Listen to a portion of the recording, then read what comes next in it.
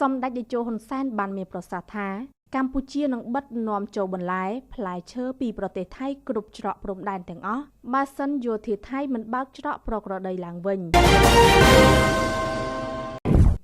តាមរយៈថ្លែងសារពិសេសចេញពីវិមានព្រឹទ្ធសភានាព្រឹកថ្ងៃទី16ខែមិថុនាឆ្នាំ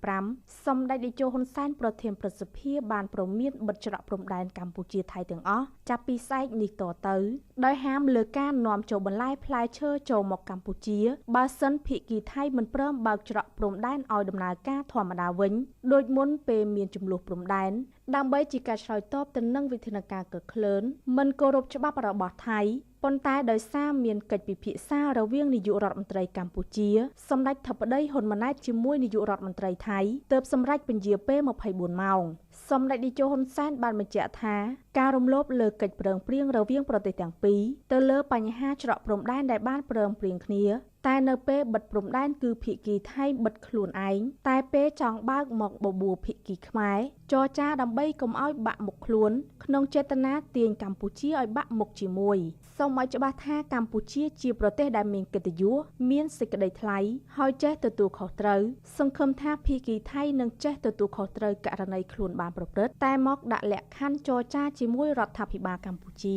ដើម្បីបើកព្រំដែនរឿងនេះកម្ពុជាអត់ទទួលយកបាននោះទេសម្ដេចតេជោហ៊ុនសែនសូមបងប្អូនប្រជាជនថៃកុំបន្ទោសរដ្ឋាភិបាលកម្ពុជាក្នុងការបិទច្រកដូងខេត្តបាត់ដំបងតែហាមឃាត់នៅការដឹកផ្លែឈើនិងបន្លែដែលក្នុងមួយថ្ងៃរាប់រយឡានដឹកចូលមកកម្ពុជានិងឆ្លងកាត់ទៅវៀតណាមគួរទៅតវ៉ាជាមួយកងទ័ពថៃដែលបិទច្រកព្រំដែនឯកតោភាគីពលរដ្ឋថៃត្រូវទៅតវ៉ាជាមួយទាហានថៃខ្លួនឯងព្រោះទាហានថៃជាអ្នកបិទមិនមែនខ្មែរជាអ្នកបិទទេអញ្ចឹងសូមបងប្អូនថៃកុំខឹងសម្បាជាមួយកម្ពុជាព្រោះនេះជាលទ្ធផលនៃការបំពានច្បាប់ដោយយោធាថៃ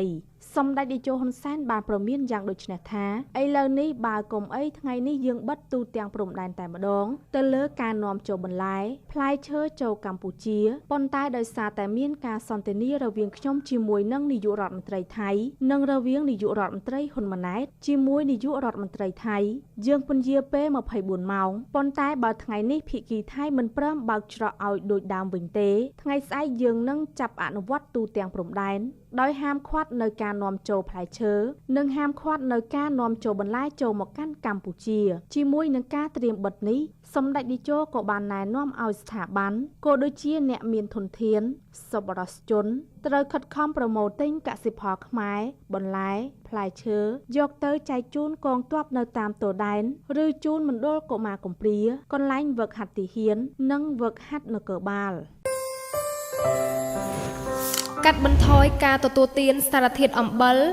ឲ្យបានតិចជាង5ក្រាមក្នុងមួយថ្ងៃឬប្រហែល1ស្លាបព្រាកាហ្វេមានន័យថាបានកាត់បន្ថយការស្លាប់និងពិការភាពដែលបណ្ដាលមកពីជំងឺបេះដូងនិងគ្រោះថ្នាក់សរសៃឈាមខួរក្បាល